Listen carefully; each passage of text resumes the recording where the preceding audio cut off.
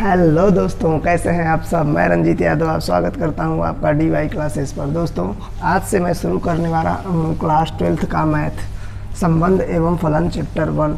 दोस्तों, ये बहुत ही मस्त टॉपिक है।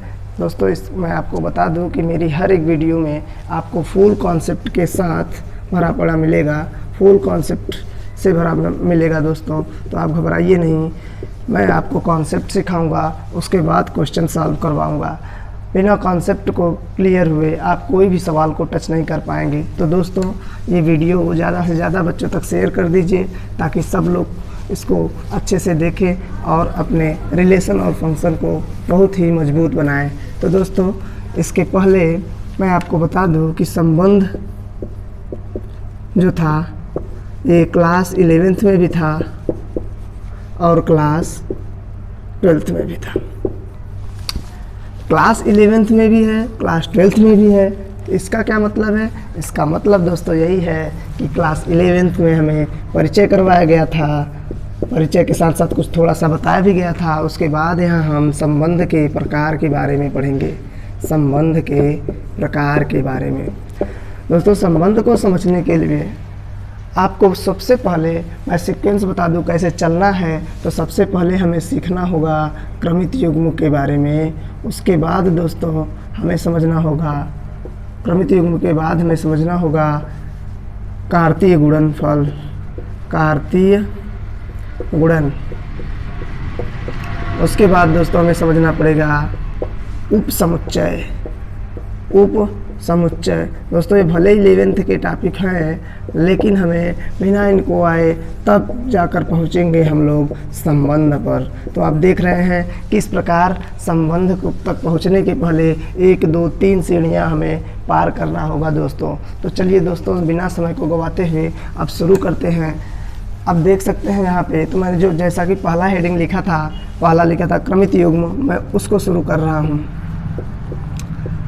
तो दोस्तों, क्रमित युग्म क्या है, पहले ये आपके दिमाग में चलना चाहिए। मैं यहाँ डेफिनेशन यदि लिख दूँ, आप उतार लीजिए, तो उससे कोई मतलब नहीं है दोस्तों। जब तक कि आपको समझ में नहीं आता, आप अपने एनर्जी और जोश को बनाए रखें दोस्तों। उसके बाद मैं आपको पूरी तरह से इसके कॉन्सेप्ट को सिखाता हूँ। क्रमित युग्म को इंग्लिश में बोला जाता है ऑर्डर्ड पेयर, ऑर्डर्ड पेयर। तो दोस्तों, यदि मैं आपको इसका ऑर्डर्ड पेयर बताने के लिए आपको मैं बता दूं बस कि आपने कभी ऐसा देखा होगा 2,3 वो भी ब्रैकेट में, यहाँ 3,2 वो भी ब्रैकेट में। दोस्तों, मेरा बताने का मतलब यही है कि ये आप निर्देशांक ज्यामिति में x अक्ष और y अक्ष में निर्देशांकों को पढ़े थे, तो मैं वही आपको ध्यान दिला रहा हूँ। x अक्ष और ये y अक्ष और ये x अक्ष। तो यहाँ आप देख सकते हैं दोस्तों, यहाँ मैं दे दूँ यदि 2,3 यदि देखा जाए तो कहाँ आएगा, यहाँ आएगा।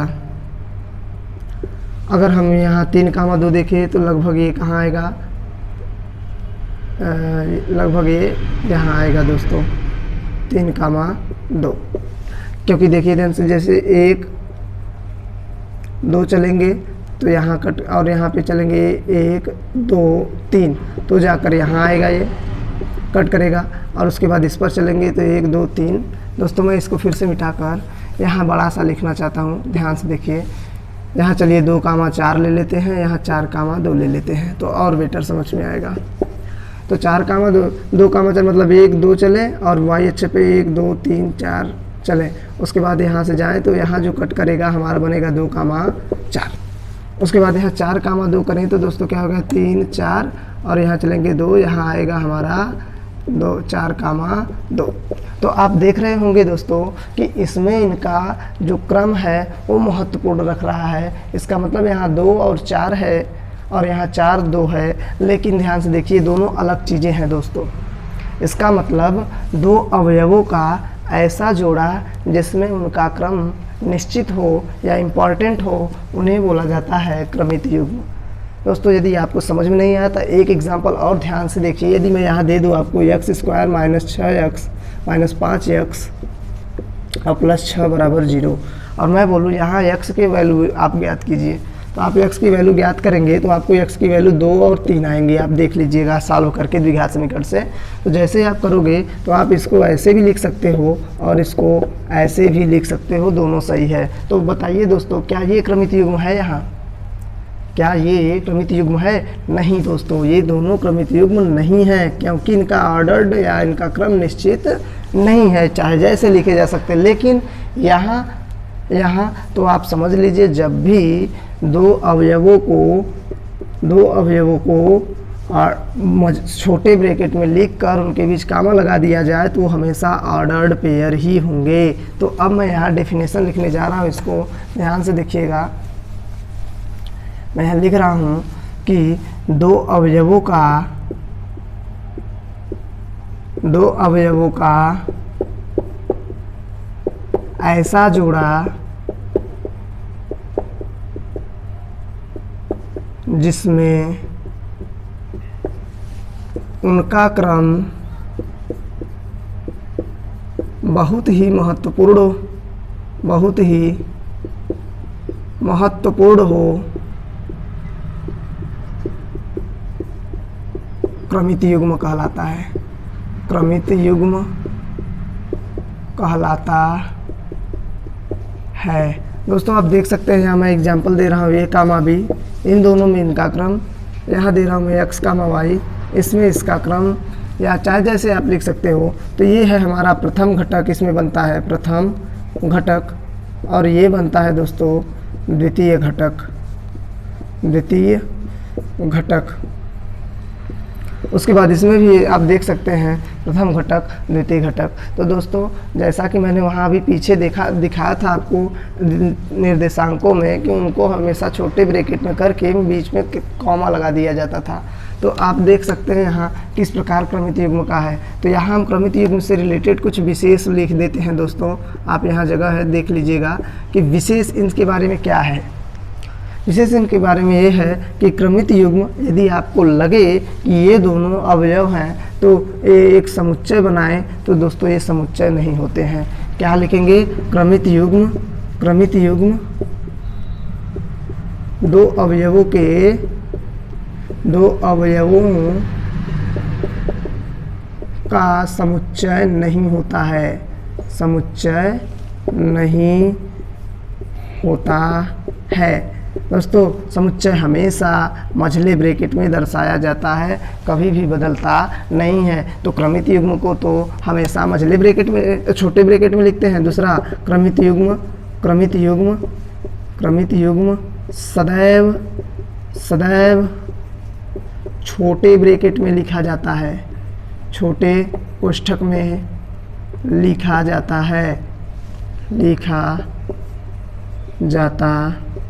है। और तीसरी बात मैं बोल रहा हूँ दोस्तों, जो उसके इसमें बताया था, मैं फिर बोल दे रहा हूँ कि क्रमित युग्म में दोनों अवयवों का क्रम बहुत ही महत्वपूर्ण होता है। दोस्तों आप घबराएं नहीं, आपको मैं पूरी कॉन्सेप्ट बोर्ड पे लिखूंगा ताकि आप अच्छे से इसको नोट कर पाए। यदि मुझे ये समझ में ना आ रहा हो तो आप मेरी आवाज़ को सुनकर आप लिख लीजिए और अच्छे से नोट्स बना लीजिए दोस्तों, क्योंकि अपने से हाथ से बनाया गया नोट्स बहुत ही बेस्ट होता है। तो दोस्तों यहाँ आप देख सकते हैं। अब मैं इसको मिटा रहा हूँ, आप इसका स्क्रीनशॉट ले लीजिए। तो दोस्तों अब हम चलते हैं आगे। तो यहाँ मैंने आपको दो निर्देशांक लिख के दिखाया था दोस्तों, 2,4 तथा 4,2। दोस्तों यदि इनके समानता की बात आए तो यदि हम देखें कि क्या ये इक्वल हैं, तो दोस्तों ये इक्वल नहीं है। क्यों नहीं इक्वल हैं? क्योंकि ये अलग निर्देशांक को दिखा रहा है और ये अलग निर्देशांक को दिखा रहा है। दोस्तों यदि हमें दो क्रमित युग्म को बराबर होना है या समान होना है तो उसके लिए एक कंडीशन है। तो यहाँ मैं लिख रहा हूँ क्रमित युग्मों की समानता, क्रमित युग्मों की समानता।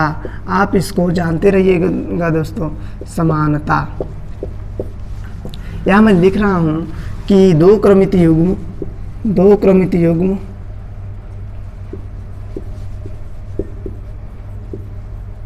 तभी बराबर हो सकते हैं, तभी बराबर हो सकते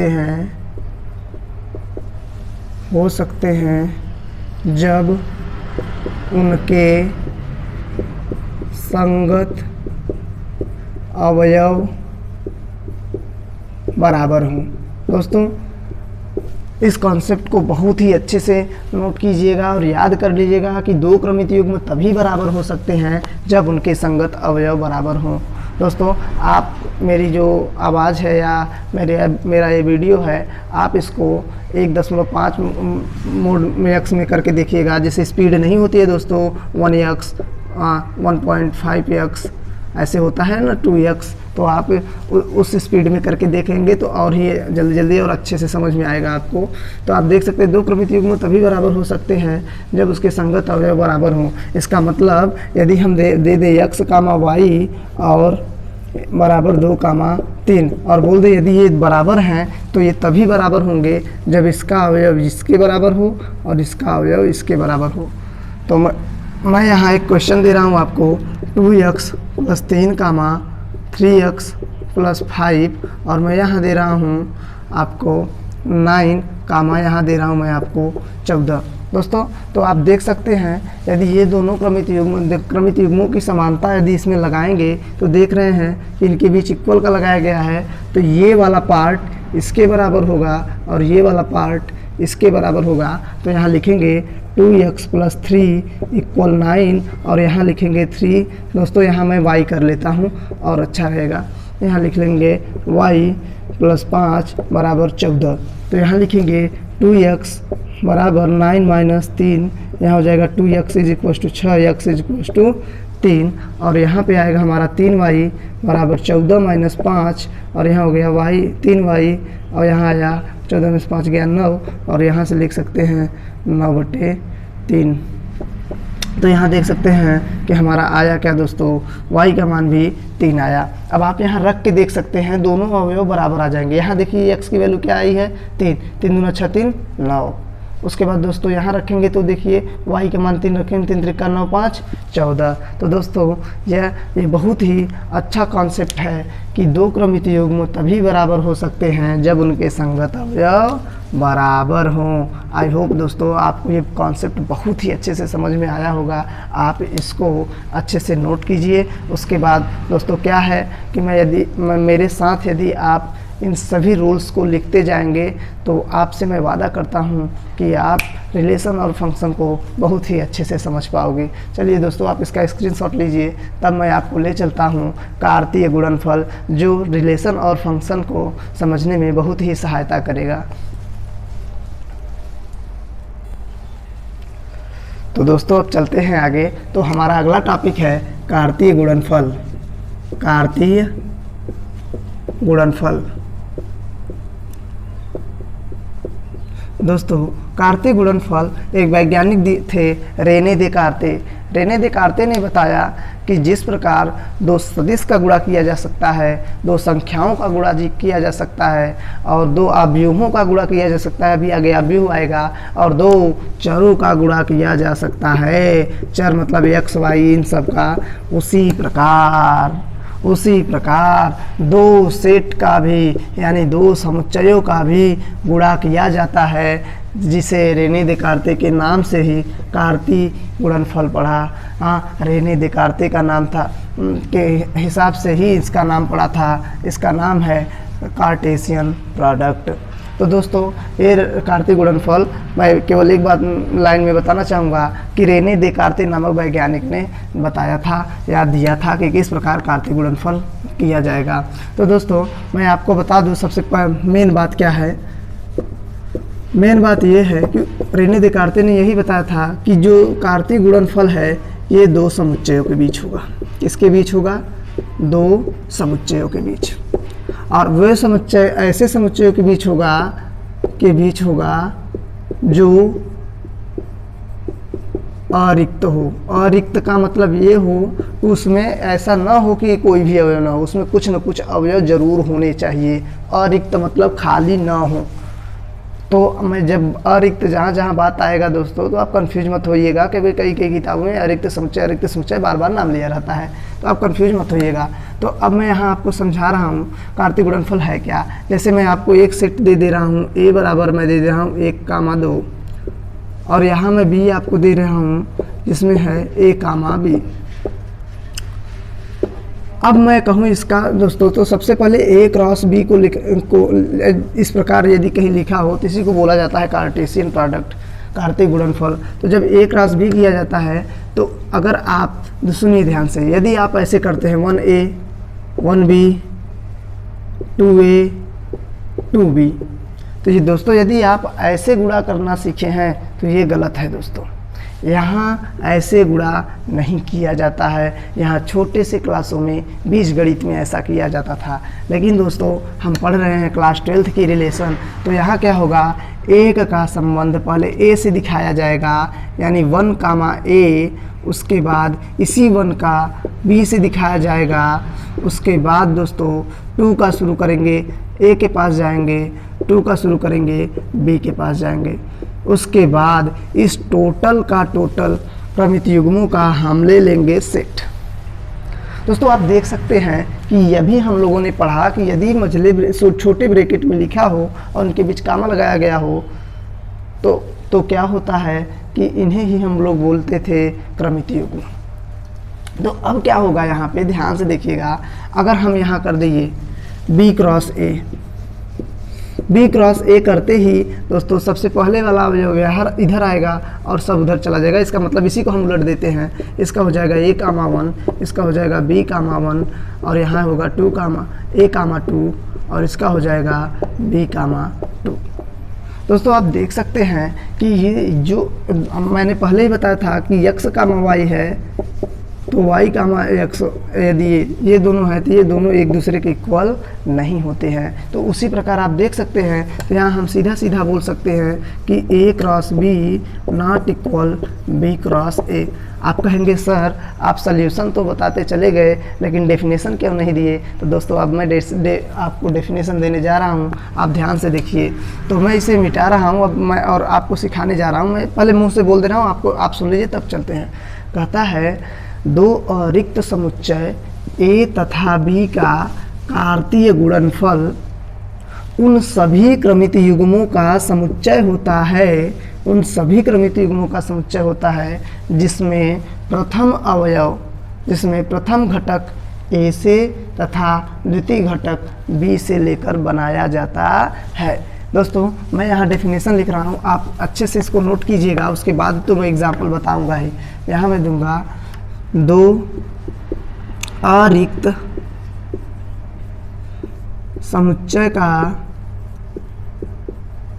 दो अरिक्त समुच्चय a तथा b का कार्तीय गुणन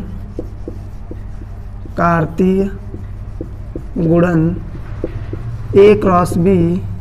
कार्तीय गुणन को दोस्तों हम a क्रॉस b से दिखाते हैं, इसलिए यहाँ लिख भी दे रहे हैं। कार्तीय गुणन a क्रॉस b उन सभी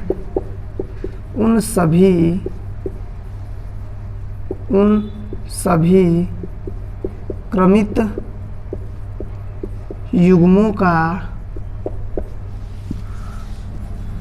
समुच्चय होता है जिन्हें प्रथम घटक a से तथा द्वितीय घटक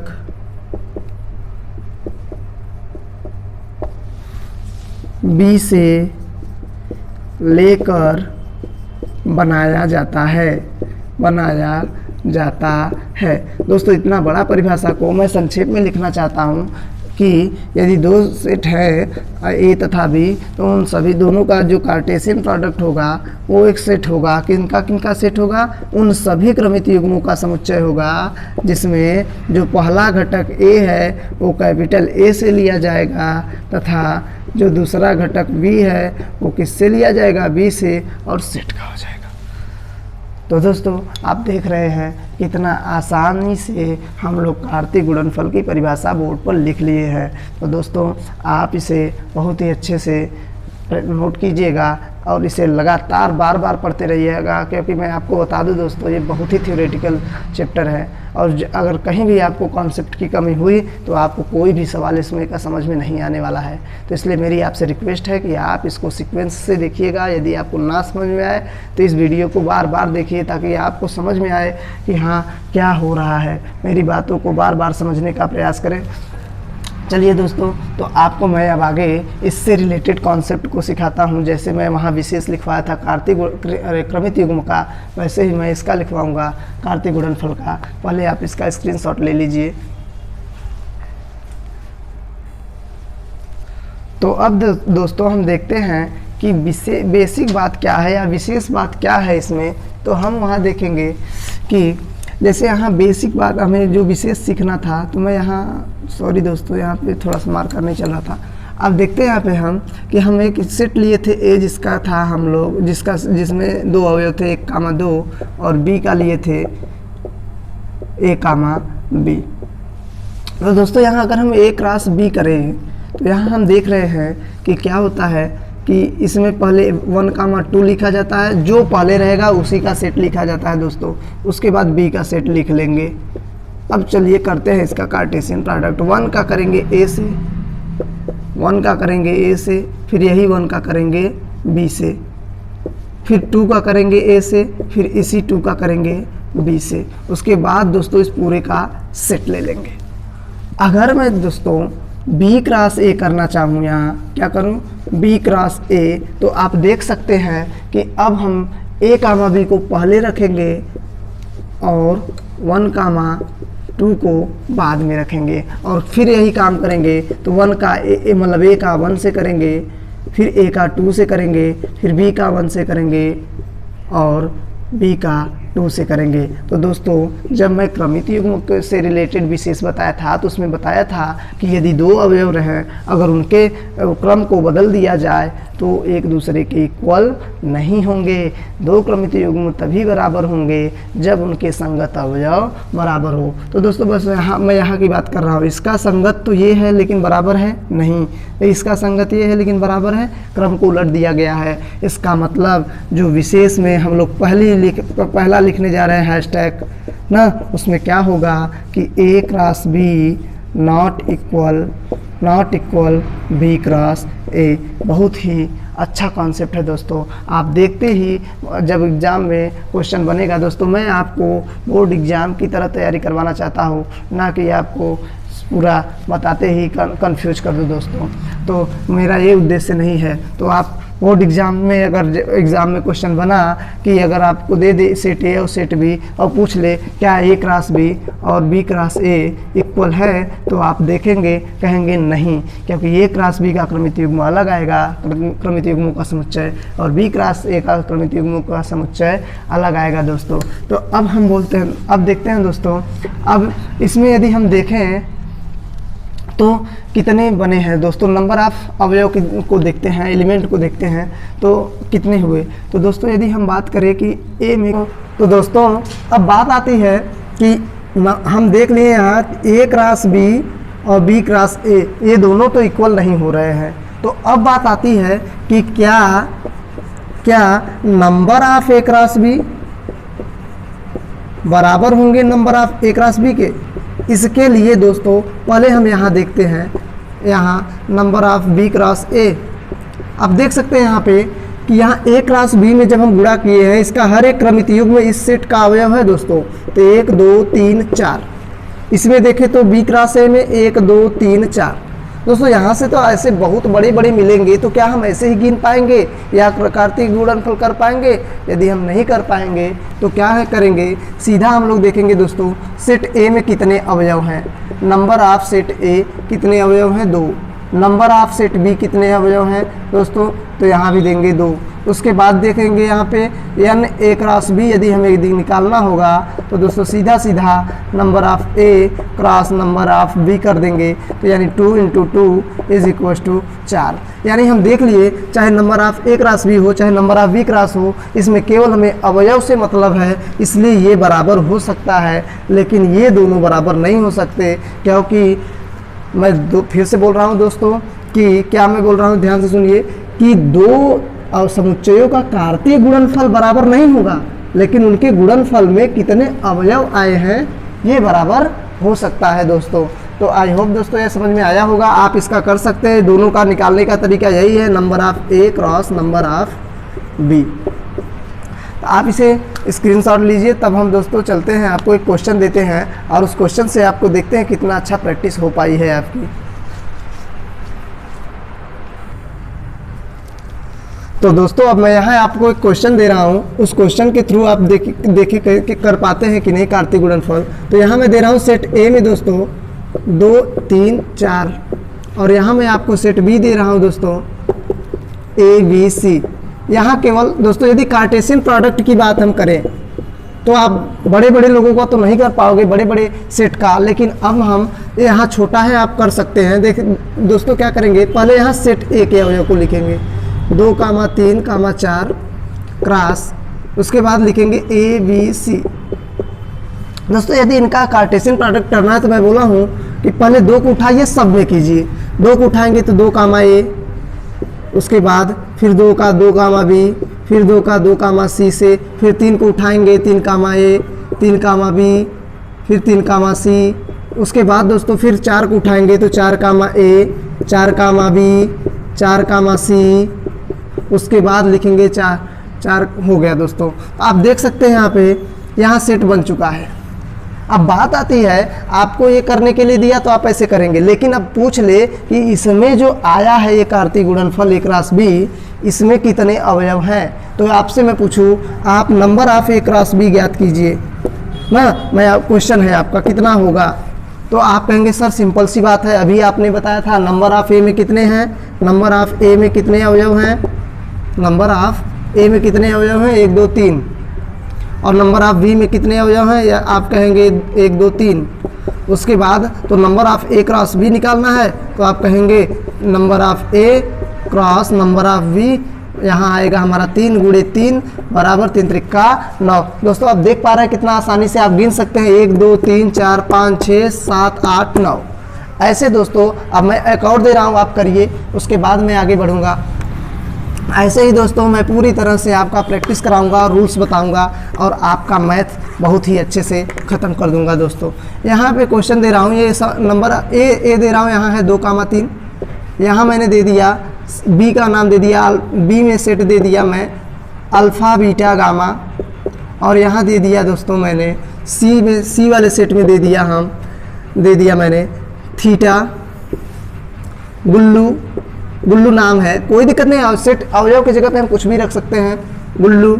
उसके बाद मुन्ना भैया मैं किसको भी दे सकता हूँ। यहाँ देखिए सेट में किसी का नाम भी हम अवयव के रूप में यूज कर सकते हैं, एक बात तो याद रख लीजिए दोस्तों। अब बात आती है, मैं केवल इसमें पूछ रहा हूँ आपसे, number of A cross B cross C में आप कितने अवयव आएंगे, बस आपको ये ज्ञात करना है। ये है क्वेश्चन। मैं ऑप्शन दे दे रहा हूँ, ऑप्शन में दे रहा हूँ, मैं ऑप्शन दे रहा हूँ 12, बी ऑप्शन दे रहा हूँ मैं 14, सी ऑप्शन दे रहा हूँ 18, डी ऑप्शन दे रहा हूँ मैं नन, इनमें से कोई नहीं। दोस्तों आप इसको अच्छे से दीजिए, उसके बाद मैं आपको बताता हूँ। आप थोड़ा सा प्रयास कर लीजिए वीडियो को पॉज करके, उसके बाद मैं दोस्तों चल रहा हूँ आगे। तो आप देख सकते हैं दोस्तों कितना आसान क्वेश्चन है। आप यहाँ मैं बताऊँ कि अगर नंबर ऑफ ए देखा जाए तो कितना है 2, नंबर ऑफ बी है तो देखा जाए तो कितना है 3 अवयव हैं, और नंबर ऑफ सी देखा जाए तो कितने अवयव हैं 3 अवयव हैं। दोस्तों आप समझ गए होंगे कि मैं क्या करने वाला हूँ। Number of A cross B cross C, यहाँ हो जाएगा दोस्तों 2 गुणे 3 गुणे 3, 2 3 6 त्रिक 18, और हमारा सी ऑप्शन सही है। दोस्तों यदि मज़ा आ रहा होगा आपको सवाल लगाने में, इस कॉन्सेप्ट को समझने में बहुत ही मज़ा आ रहा होगा, तो आप वीडियो को शेयर करें और ज़्यादा से ज़्यादा बच्चों को इकट्ठा करें, ताकि आपको पता चल पाए कि DY क्लासेस पर लगातार अब मैथ की तैयारी और फिजिक्स की तैयारी कराई जाएगी। तो दोस्तों आप इसको नोट कीजिए। तब मैं आपको चलता हूँ संबंध के कॉन्सेप्ट को सिखाने के लिए, और इसी जोश और जुनून के साथ आगे बढ़ते रहिए दोस्तों। चलिए दोस्तों इसको लीजिए स्क्रीनशॉट। तो दोस्तों अब चलते हैं, बढ़ते हैं हम संबंध की ओर बेसिक आइडिया लेने। तो सबसे पहले दोस्तों इसके बेसिक आइडिया को यदि समझना है संबंध के, कि संबंध में हमें किसकी आवश्यकता पड़ेगी, संबंध की बेसिक आइडिया यदि लेना है आइडिया, तो हमें सबसे पहले सबसेट को समझना पड़ेगा दोस्तों। सबसेट किस चिड़िया का नाम है इसको जानना पड़ेगा। सबसेट को हिंदी में बोला जाता है उपसमुच्चय। यहाँ मैं इसका डेफिनेशन नहीं बताऊंगा दोस्तों, यहाँ केवल और केवल मैं एग्जाम्पल के थ्रू समझाऊंगा। यदि दोस्तों आपको पता हो तो सबसेट का सिंबल होता है ये, सबसेट का सिंबल होता है ये, आप इसे नोट कर लीजिए अपने दिमाग में। सबसेट जहाँ भी ऐसा देखने को मिल जाएगा आप समझ जाइएगा ये है सबसेट।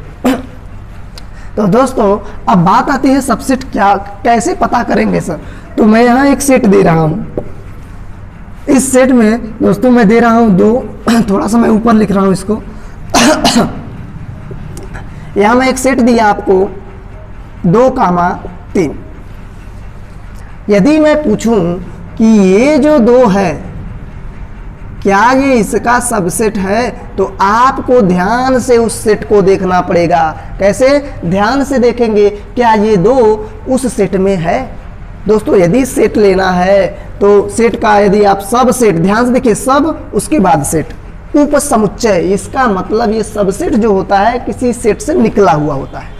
तो ये 2 लिए हैं, ये दोस्तों ये मझले ब्रैकेट में है, इसका मतलब ये हुआ सबसेट, इसमें है। यदि हम बात करें 3 की, क्या 3 इसमें है, तो कहेंगे हाँ है, ये सबसेट है। यदि मैं बोलूँ 2, 3 तो पूरा लिया जा सकता है, तो कहेंगे सेट है। तो दोस्तों और एक बात, एक होता है रिक्त समुच्चय फाई, केवल फाई की मैं बात कर रहा हूँ, या आप उसको ऐसे भी लिख सकते हैं, इसमें कोई अवयव ना हो, या फाई लिख सकते हैं। ये फाई जो है रिक्त समुच्चय, प्रत्येक समुच्चय का उपसमुच्चय होता है। फाई को हर एक सेट का सबसेट माना जाता है। यदि किसी सबसेट का कोई भी सबसेट हो, उसका हम फाई को सबसेट मान सकते हैं। तो दोस्तों आप यहाँ देख पा रहे हैं कि इस सेट के 4 अवयव दिखाई दे रहे हैं, 1, 2, 3, 4। ऐसे ही दोस्तों इसका मतलब ये है, यदि हम किसी भी सेट का सबसेट देखना चाहेंगे तो हम देखेंगे जिस सेट की बात हो रही है, सबसेट बताने के लिए क्या वो उस सेट में है। यदि उस सेट में मिलेगा तो बोलेंगे हाँ सबसेट है, यदि नहीं मिलेगा तो बोलेंगे सबसेट नहीं है। दोस्तों आई होप दोस्तों आपका ये क्लियर हो गया होगा कि सबसेट क्या है। सबसेट ये है दोस्तों, किसी भी बड़े सेट से निकाला गया छोटा सा सेट क्या कहलाता है, सबसेट। तो हम यहाँ बेसिक आइडिया सबसेट का बोल सकते हैं कि यदि कोई सेट यानी समुच्चय किसी बड़े सेट का भाग हो, भाग मतलब उसमें से छोटा सा उसका हिस्सा हो, या हिस्सा हो, तो वो उसका सबसेट कहलाता है, सबसेट कहलाता है। और यहाँ मैं नोट लिख दे रहा हूँ दोस्तों, नोट क्या लिख रहा हूँ कि जो फाई है, फाई प्रत्येक समुच्चय का उपसमुच्चय होता है, का सबसेट होता है। हर एक सेट का सबसेट फाई होता है, मतलब कि फाई प्रत्येक समुच्चय का सबसेट होता है। दोस्तों जैसे आपको मैं बताऊं, जैसे मैं कई बच्चे को पढ़ा चुका हूं, अब वो 12th पास हो गया है, तो वो तो दोस्तों मुझसे रिलेशन में है कि नहीं, मैं उसकी बात कर रहा हूं। भले वो ना अब मुझसे पढ़ रहा हो, लेकिन अब से तो वो तो है ना रिलेशन में। वही फाई का मतलब किसी के साथ ना, जिसका अवयव ना भी हो, वो भी उसका सेट सबसेट माना जाता है। आई होप दोस्तों आपको ये समझ में आ गया होगा। तो अब यदि आप सबसेट को अच्छे से समझ लिए हैं तो आप रिलेशन को बहुत ही अच्छे से समझ पाएंगे। चलिए दोस्तों अब लेकर चलते हैं आपको संबंध की ओर। लेकिन दोस्तों एक बात और, संबंध को समझने से पहले हम किसी सेट के उप समुच्चयों के संख्या को समझ लेते हैं पहले। कोई सेट है, अभी हम देख रहे हैं, ध्यान से देखिए। जैसे हम तो दोस्तों एक टॉपिक मुझसे छूटा ही जा रहा था जिसका नाम था उप समुच्चयों की संख्या। उप समुच्चयों की संख्या। दोस्तों कोई सेट है तो उस सेट से कितने प्रकार के उप समुच्चय लिए, सबसेट लिए जाते हैं, वही मैं आपको सिखाने जा रहा हूँ। कैसे हम पता कर सकते हैं। जैसे मैंने अभी बताया 2, 3 था, तो मैंने बताया इस सेट का अवयव, ध्यान से देखिए, उप समुच्चय क्या क्या हो सकता है। उप समुच्चय, ये इसका उप समुच्चय क्या हो सकता है, 2 हो सकता है। एक तो पहले तो फाई के नाम ले लेते हैं, उसके बाद 2 हो सकता है, उसके बाद 3 भी हो सकता है, और उसके बाद दोनों हो सकते हैं इसके अवयव। तो आप देख सकते हैं दोस्तों 1, 2, 3, 4 सेट आए। यदि मैं यहीं 3 अवयव ले लेता तो कैसे कितना आता, 4, 10, ऐसे 15, 20, चाहे जितना आ जाए सेट, तो आप उससे कितने प्रकार के छोटे छोटे सेट लेकर सबसेट बना सकते हैं, यही मैं बताने जा रहा हूं दोस्तों। तो कह रहा यदि किसी समुच्चय में n अवयव हैं, तो यदि किसी समुच्चय में n अवयव हैं तो उसके उप समुच्चयों की संख्या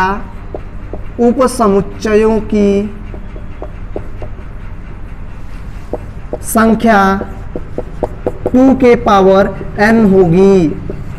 दोस्तों अगर यदि आप ये इस कॉन्सेप्ट को समझ पाते हैं तो आप चाहे जितना बड़ा सेट दे दिया जाए, आप उसके अवयवों की संख्या को, मतलब उप समुच्चयों की संख्या को ज्ञात कर सकते हैं। जैसे मैं क्वेश्चन दे रहा हूँ, यहाँ जैसे आपको दिया एक सेट ये है, यहाँ मैं दे दूँ A B C D, और मैं पूछूँ कि उप समुच्चयों की संख्या ज्ञात कीजिए, कि उप समुच्चयों की संख्या ज्ञात कीजिए। तो कुछ नहीं करना है दोस्तों, आप पहले इसके अवयव को गिन लीजिए। इसमें अवयवों की संख्या कितनी है, 1, 2, 3, 4। दोस्तों कुछ नहीं करना है, उप समुच्चयों की संख्या यदि आपको ज्ञात करना होगा, उप समुच्चयों की संख्या, तो आप सीधा 2 के पावर n कर देंगे। तो 2 के पावर n यानी 2, अवयवों की संख्या कितना है, 4। तो टोटल 16 इसके सबसेट हो सकते हैं दोस्तों। और आप क्लास 12th में हैं तो आपसे सब लिखने की बात नहीं करेगा दोस्तों, बस पूछ लेगा कि आप बताइए कितने सबसेट होंगे। तो दोस्तों यदि आज मैंने इस वीडियो में जितने भी रिलेशन को समझने के लिए बेसिक चीज़ें थी 11th की, मैंने क्लियर किया है दोस्तों। आप पहले इस वीडियो को अच्छे से देखिएगा, उसके बाद दोस्तों मेरा अगला वीडियो रिलेशन पे एकदम अच्छे से आएगा, ताकि आपको मैथ एकदम सरल लगने लगे दोस्तों। तब तक के लिए दोस्तों पढ़ाई करते रहें, ऑल द बेस्ट। और दोस्तों जाने से पहले मैं ये कहूँगा कि ये मेरा वीडियो ज़्यादा से ज़्यादा बच्चों तक शेयर करें, ताकि पता चल सके कि अब मैथ DY कोचिंग क्लासेस पर शुरू हो चुका है दोस्तों। धन्यवाद।